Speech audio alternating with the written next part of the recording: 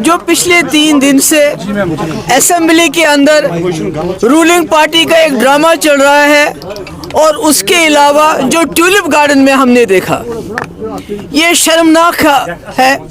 खासकर जो इस मुल्क के मुसलमान हैं जिनके ऊपर इस वक्त बीजेपी का पूरे ताबड़तोड़ हमले हो रहे हैं, उनको यहाँ की लीडरशिप उमर साहब ने, फारूक साहब ने मिलके, जो वहाँ से मिनिस्टर आए थे किरण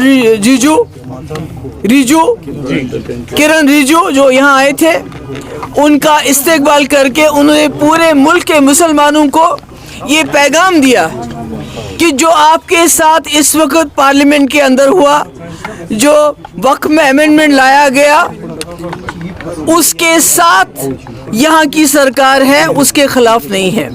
जिससे मैं समझती हूँ हमारे मुल्क के जो मुसलमान हैं उनकी हिम्मत ऑलरेडी जो टूट चुकी है, जो एलिनेटेड फील करते हैं, जो मुसीबत में फील करते हैं, मुझे लगता है उनके लिए ये बहुत ही बुरा पैगाम था जो यहाँ से चला गया।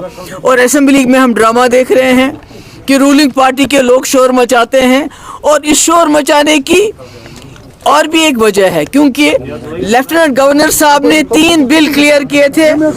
एक तो जो डेली वेजेस को रेगुलराइजेशन का, जो बेचारे सालों साल से बिना तनख्वाह के बहुत थोड़ी रकम पे काम कर रहे हैं, वो बिल क्लियर था। जो ज़मीन, गरीब लोगों को ज़मीन देने के लिए जो वहीद परा साहब ने और एक बिल लाया था, उसको एलजी ने क्लियर किया था। और तीसरा बिल, शराब के ऊपर बैन लगाने का बिल, वो भी क्लियर कर लिया था। तो इन तीनों तमाम बिल से बचने के लिए, डेली वेजेस को रेगुलराइज करना, गरीबों को ज़मीन देना और शराब पे पाबंदी, इन बिल्स के साथ अटेंशन डाइवर्ट करने के लिए असेंबली में हंगामा किया गया। और ये हंगामा इसलिए भी किया गया ताकि जिस तरह से इस्तेमाल किया गया किरण रिजू का यहाँ पर, जिसने ये अमेंडमेंट बिल लाया पार्लियामेंट में, और जिस तरह फारूक साहब और उमर साहब ने उनका यहाँ इस्तेकबाल किया, उससे ध्यान हटाने के लिए असेंबली में पिछले 3 दिन से तमाशा हो रहा था। और आज हमारे साथ यहाँ हमारे एडवोकेट मजीद साहब हैं जो सुप्रीम कोर्ट लॉयर हैं। तो आने वाले 1-2 दिन के अंदर इंशाल्लाह हम भी इस जो वक्त बिल पे अमेंडमेंट लाया गया उसको चैलेंज करेंगे।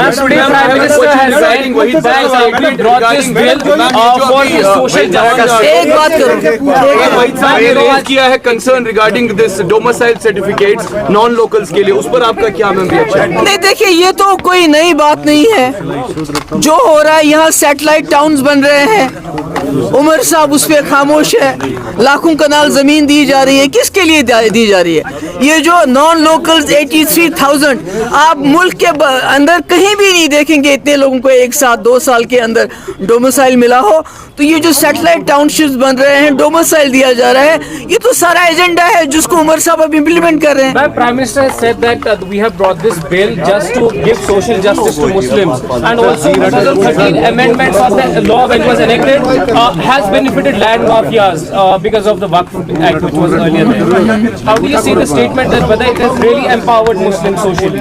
नहीं, मुझे you tell me why not the Muslims taken on board before bringing in this amendment? Nobody, कोई मुसलमान किसी, सब इसकी मुखालफत कर रहे हैं।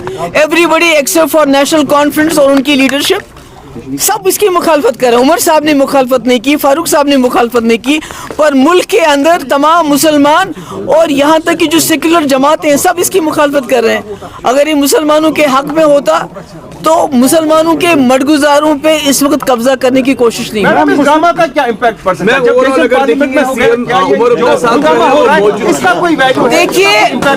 देखिए उमर साहब को इंडियन असेंबली में होना चाहिए था और खड़े होकर ये बात कहनी चाहिए थी, जिसे तमिलनाडु में सरकार ने कहा हम इम्प्लीमेंट नहीं करेंगे, इसी तरह उमर साहब को भी कहना चाहिए था हम इसको यहाँ इम्प्लीमेंट नहीं करेंगे।